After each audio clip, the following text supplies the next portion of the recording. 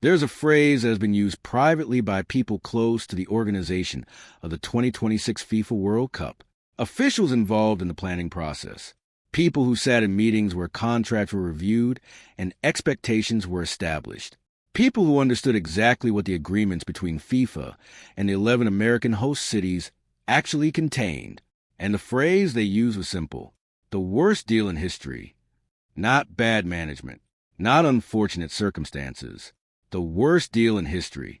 And they were saying this about a World Cup that FIFA promoted as the biggest, most ambitious, and most commercially successful tournament football has ever seen. A World Cup expected to generate more than $11 billion in revenue.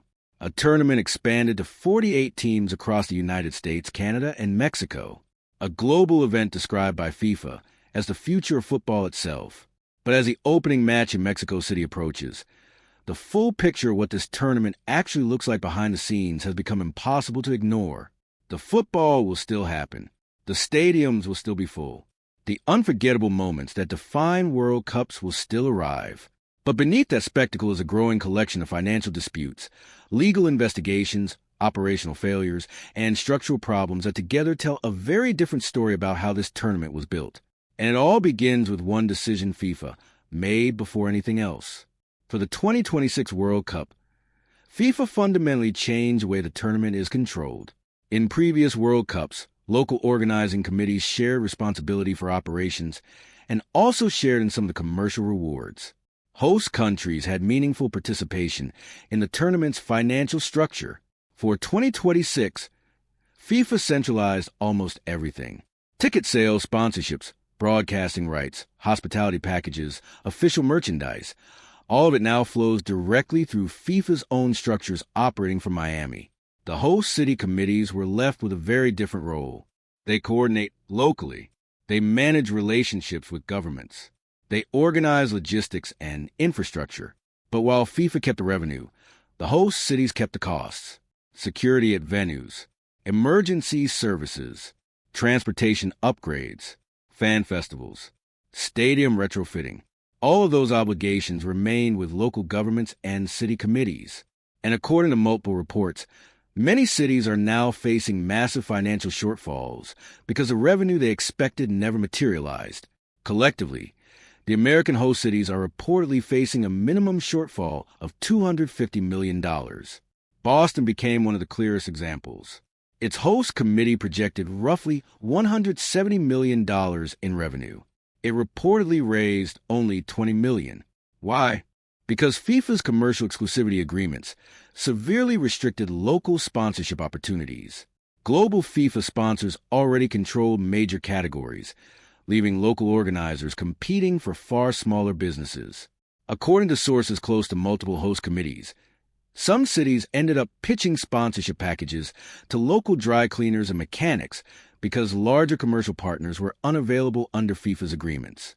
That is a practical result of a commercial model designed to maximize FIFA's own revenue while leaving operational risk with the cities themselves. And those financial pressures created visible consequences. Fan festivals were reduced or canceled. Security planning was delayed, while local officials waited for funding confirmations. New Jersey's Tournament Fan Festival was canceled entirely. Seattle reduced its planned fan campus dramatically. In Foxborough, officials nearly withheld the entertainment license for World Cup matches because federal security funding had still not arrived. And the financial story is only one part of a much larger issue, because the legal challenges surrounding this tournament are unlike anything FIFA has dealt with before. The Attorneys General of New York and New Jersey issued subpoenas demanding documents related to ticket pricing, inventory management, and seat map changes. California officials separately requested answers regarding consumer protection compliance.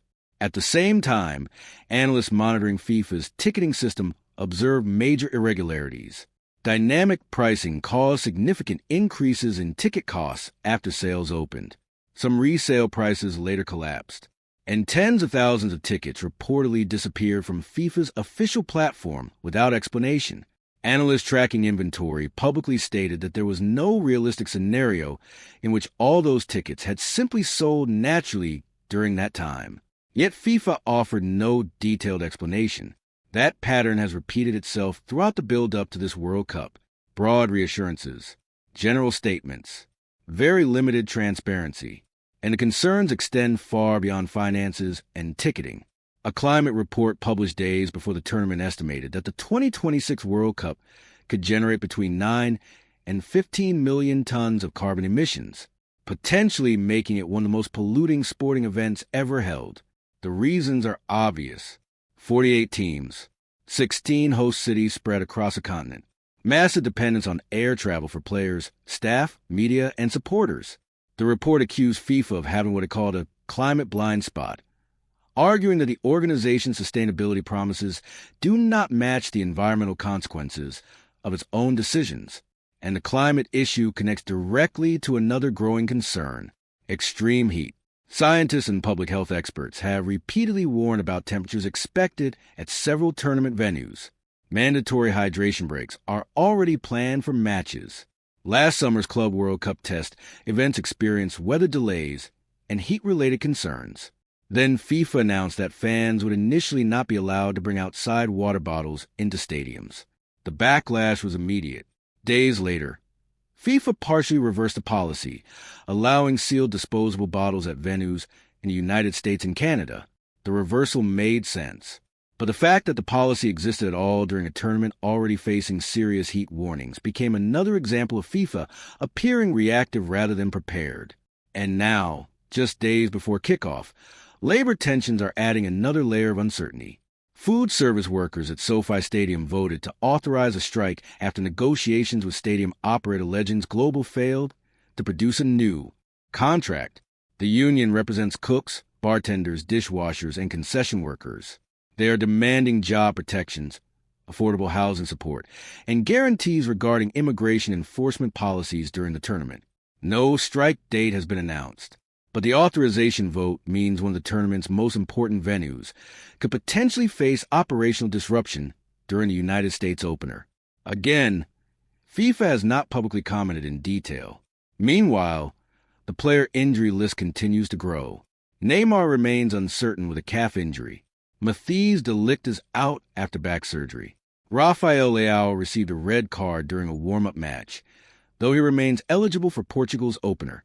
And according to several analysts, the injury list for this tournament may be the longest of any World Cup in modern memory. That concern connects directly to football's increasingly overloaded calendar. Expanded club competitions, Nations League schedules, qualifiers, domestic leagues, international tours. The pressure placed on elite players has become relentless, and several organizations are now challenging the structure of the football calendar itself. The player welfare story, the climate story, the legal story, and the financial story are all connected by the same underlying issue: scale. FIFA has created the largest and most commercially ambitious football tournament ever attempted. But the scale of that ambition appears to have produced consequences the organization's structures were never fully prepared to manage. And perhaps the clearest example of that tension is the growing gap between FIFA's public messaging and the reality experienced by supporters and host communities. Human rights organizations have raised serious concerns regarding preparedness and protections in host cities. Several supporter groups announced they would scale back visible participation plans. Some qualifying nations have fans facing travel restrictions and visa complications. South Africa's team reportedly faced visa delays before departure.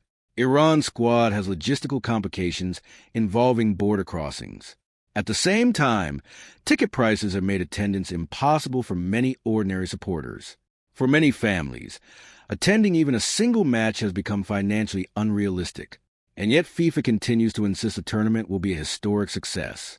Commercially, they are probably right. The stadiums will still fill. Television audiences will still be enormous. Revenue projections may still be achieved. But the real question surrounding this tournament is no longer whether the football will succeed. It will. The real question is whether the model used to build this World Cup becomes the future of football governance, or a warning about what happens when commercial expansion outpaces institutional responsibility. Because when the tournament ends, the conversations will not end with it. The legal investigations will continue. The host cities will examine their financial losses. Future organizers will study the contract signed for 2026 and ask whether this arrangement is actually sustainable. And those discussions may shape the future of the World Cup far more than the final itself. For now, though, football is only days away. The opening match in Mexico City will still feel historic. The atmosphere inside the Azteca will still be unforgettable. Fans around the world will still experience the magic that only the World Cup can create. None of these controversies erase that, but the story of this tournament was never only about football. It was also about the decisions that built it, the structures behind it, the promises made along the way, and the growing gap between what was promised and what was ultimately delivered. That story does not end when the opening whistle blows. It continues long after the trophy is lifted.